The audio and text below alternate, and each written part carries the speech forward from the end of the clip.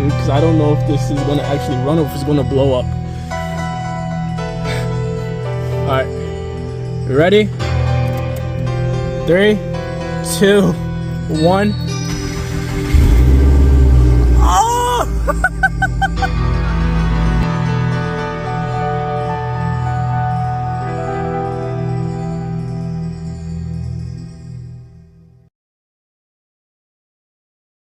Good morning, good afternoon, wherever you are in this world, or even good evening. My name is Isaiah, and today, for starters, you probably see that I look a little bit different. I shaved my hair right after graduation due to the fact that I wanted to have a different approach than I was before back in high school. But that's not the point. Back in the last video, I said that I would be back around October time, which it's October right now. And that was when I said that I wanted to get more chunk of parts for the long block, so then I could have more of a video to post, which it went well. So here's a long block now. If you haven't been following me on my Instagram, this is my Type RA/D25/330 wheel build. As you can see, she's a little bit different from the last video, and in the last video we installed the HKS equivalent headers, and I believe that was probably the only thing that we did. Yeah, I'm probably missing something. I posted that a long time ago, I can't remember. But I got a huge chunk of parts right now, and I think the last thing that came in recently was the spark plugs, which we're going to talk about later. But I want to go over what we have on the long block as of now, and then I'm going to show you the parts that I have. So starting with these guys right here, we got the IAG stainless steel oil feed lines. And the reason why I went with these is because I heard that at some point they could crack, or not the IAG ones, but you know what I mean, the Subie ones, they crack, and I want a good and reliable oil system, especially for a Subaru. And obviously IAG doesn't make those for the driver's side. That's fine, don't have a problem with that. And then the back side is the nice part. Also, my garage got a little bit crowded, so it's kind of hard to move around, but external wastegate came in. External wastegate came in, 38mm. My tuner told me to run a 1 bar, I believe it is. Yeah, 1 bar spring. So we got a black and a red spring inside that little guy right there. It's not completely tight because I wanted to just put it on just to see what it looks like, but yeah, so that's that. And then I went to my uncle's house a little while ago and got the wastegate bracket welded and needed some fabrication. So with that being said, the wastegate is now completely shut. She's not going anywhere.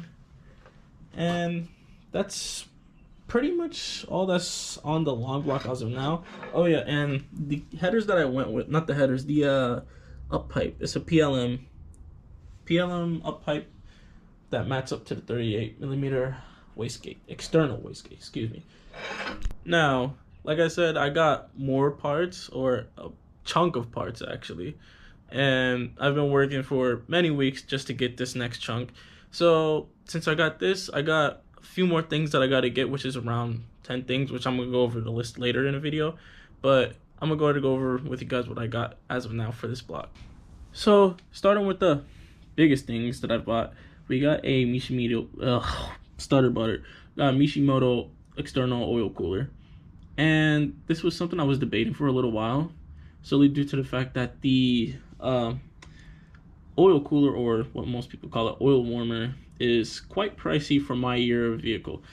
The 06, I believe it has some sort of, it's almost like a sandwich plate, but not something, it's like an adapter. I forgot what it's called. I'll probably post it, whatever it's called, in the middle of this video. At my job, it costs like almost $800, and I decided to go with the Mishimoto due to the fact that it will definitely give me better performance and something that I want out of the car if I was going to go back to autocross or track race it here and there. So I'm just going to run the external oil cooler. I'm not going to do one of those things where I run the oil warmer / oil cooler from Subaru and have the sandwich plate on at the same time. So I'm gonna just run straight external oil cooler, and then right behind it we got a coil rad. Sorry, I'm a little groggy. I woke up a little while ago. But wanted to upgrade the radiator as well. I'm not sure what brand my radiator is in my car. Probably something cheap, but went with Coil Rad, sent it with the big guns. And then we got some more stuff back here. So this is more of the littler, if that's even a word, stuff. It's nothing special. I got this intercooler bracket because on my car, for some reason, it doesn't have one. So I don't know if the mechanic who swapped my engine in, he didn't put it back on or it never came with it. But if some of you know, this is a lift point and I need a lift point to get my engine out. So that's why I got this little guy from eBay. I don't know if I'm going to keep it on. I might, but we're going to send it with an ETS top mount intercooler anyway. So I'm not sure if that'll even mount up. And then we got some sensors and stuff and pipes like this coolant liner here. I got a oil return, and then for my injectors I got the plug and play ones because I'm not too bright when it comes to electrical and I rather pick the easy way, so I went with the plug and plays. I got a new crankshaft bolt and sensors like oil pressure, crankshaft, and I believe knock sensor, yeah. And then this is kind of the good part right here. Got these off of Rally Sport, I believe. They kind of sent it kind of bougie though because they sent it in a big box and it wasn't too secure, and I saw one of them out of the box. I got a little scared for my life, but you know what, we're gonna send it. I talked to my tuner about what spark plugs are on. Wasn't sure if, well, obviously OEM will be fine, but I thought about going step 1 and I wanted to see if that was something he wanted me to do, and he told me to get the 2309 NGKs. So these are step 1 or one step, however you say it, colder plugs. So we're going to be running those in the Subaru. And then we got new AVCS gears, as you can see. Yeah, don't want to take those out. I mean, it's not too special anyway. But yeah, that's that. And I also got a new torque stick, or torque wrench, excuse me, from the pawn shop for a steal. But that's pretty much most of the stuff that I got for the Subaru so far. And as you can see, everything's going pretty well with the engine. I also going to be replacing these gaskets for the AVCS solenoids. My key thought is, since these cylinder heads were used, I want to at least try to replace everything because I don't know the condition of them other than the camshafts and the cam caps. So I'm going to replace all of that. I'm going to reuse my camshaft sensors too on the other engine. Talking about the other engine, I know you guys haven't really seen her in a long time. I think the last time was like the beginning of the year. She's still alive and breathing. Kind of. A few days ago, actually, I was having my mentor, because I'm in an apprenticeship program at Subie now. I wanted him to take a listen at my engine, and he told me to rev it. I noticed that the car was overheating for some reason, and it happens once a year. As stupid as it sounds, it happens once a year. I don't know why, but I don't have no explanation. And he also saw that one of my fans weren't working, so I'm gonna probably upgrade the fans to something that'll give me better performance from OVM. So that's that. With that aside, I'm gonna tell you guys the list that I have left for the Subaru. Give me 1 minute. Okay, so as you can see, where it says 1 and 2, that's the rest of the stuff that I need for the car. May need 1 or 2 more things, maybe, I don't know, but I'm gonna go ahead and go through the list if the camera didn't pick that up. So starting with the first major thing I need the cob access port to be able to remove the current cob OTS tune on the car. Hopefully that goes smoothly. And then I need the Grimspeed Y pipe as well as the ETS top mount intercooler, because I don't think I want to run a front mount intercooler right now.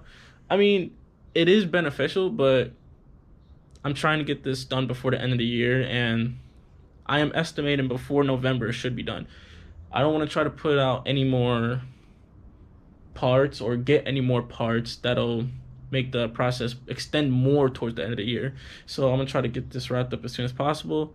And then I'm going for an IAG AOS. I saw that they recently released a catch can, not a catch can, an AOS for the 06. I don't know if that's because it was just uploaded to the website or they just made it, but I found that they made the 06 one, so I want to go with the neon green. I love neon green. If that's what, I'm pretty sure that's what it's called. And then for the clutch, if we're going to be running 330 wheel, I doubt that my current clutch could hold that. So my first train of thought is, might as well upgrade it whilst I'm in there, right? Right. So we're going with an ACT or ACT, whatever you say it. Heavy duty clutch and a street light flywheel. My flywheel on the car is still one of those cheapo ones from eBay, only because the one that the flywheel that I bought, it's somewhere in here, but it didn't work with my pressure plate for my clutch, so I had to the clutch that I got from eBay was the one that was going to work with that, and I didn't even get it resurfaced, which sucks. So I'm going to run a street light flywheel, heavy duty clutch, and I got to get the Motul heavy duty braking oil, which I want to get all 10, I think it is, for a deal of $130. And then I got to get some filters, either Wix or Subaru, doesn't matter which. And then I got to get 2 AVCS solenoids.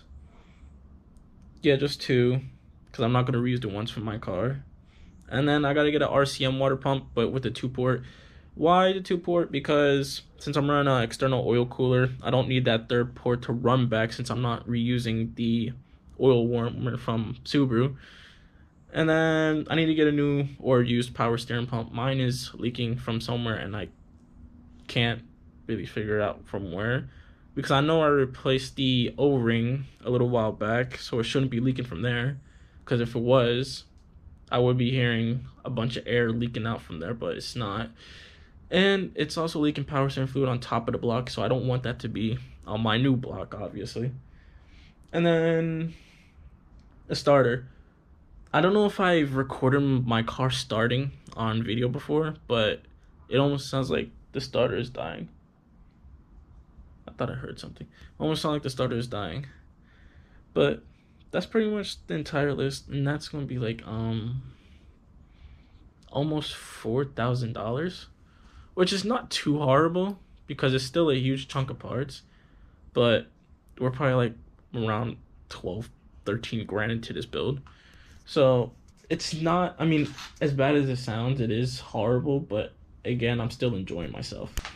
But now that it's getting closer to the end of the year, as you know, it's going to start to get colder and colder, and I thought about it because I remember I used to work on my car in the cold, and holding a ratchet was probably the most painful thing, because your fingers would get so frozen up and feel like absolute rocks, and then you will pick up a wrench and then it hurts to grip. So I talked to my manager at work and asked if I could bring it in to do the engine swap, and she said sure, and my mentor said he will also help me do it. So that kind of gives me more reassurance that this should not go bad as I think it should. And the only way that I know that this is going to fail is if I slip up on one little thing. So that's why I gotta try and make sure I do everything right once and not go back. Like, I had to do valve buckets recently, which I don't know if I had it in the last video, but I had to redo the valve lash because it was a little bit loose on the intake sides of both sides. So I tightened both of those up. So they're a bit better than before. But other than that, that's why I say do it right once and don't go back. But other than that, like I said, I estimate it should be ready to drop in around, I'm going to say around November 20th. The weekend of November 20th, or whatever weekend I don't work. Because me and my mentor, if he's going to help me, then he said he and his buddy are going to stop by my house, well, all three of us, and we're going to pick up the engine, bring it to work, and then just drop it right in. But hopefully when that day comes, everything goes smoothly. And then get the tune from Drunk Man. If any of you know who he is, that's who I'm talking to about the building process for this engine. And right after breaking the engine and get it dial tuned, hopefully make 330 wheel. That's the goal. If I see more than that, my heart's gonna drop. But as you can see, complete long block, and she's sitting pretty right now. And not gonna lie, that 18G looks insanely big on it. And I know it's not the biggest turbo in the world, but that thing looks huge. But other than that, I don't have anything else for this video. So the next goal for the next video is have the rest of the parts ready to go, which that'll be, like I said, mid-November. And then that'll be the last video, or the second to last video. Well, I would say last video because that's going to be the last part that'll assemble the block. Even though I'm going to be transferring over stuff like the timing covers and the rollers for the timings, and whatever else. But it'll be the last video of this engine in this garage.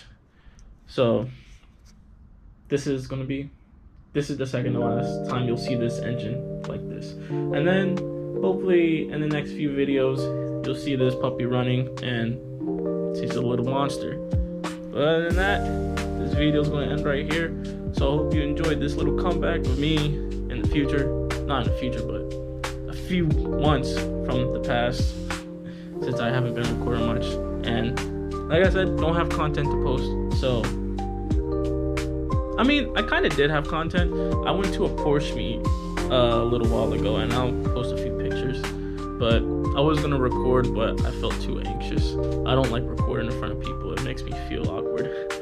But we'll see. After this engine is done, hopefully there's gonna be more stuff coming out. Because like I said, I want to be track racing this car next year, doing some autocross, and hopefully improving the car as more as it is now. But I'll see you guys in the next video, which will take place next month, and we'll see where we're gonna go from here. So thank you for watching my YouTube videos and checking out my channel, and I'll see you guys in the next one in November. Peace.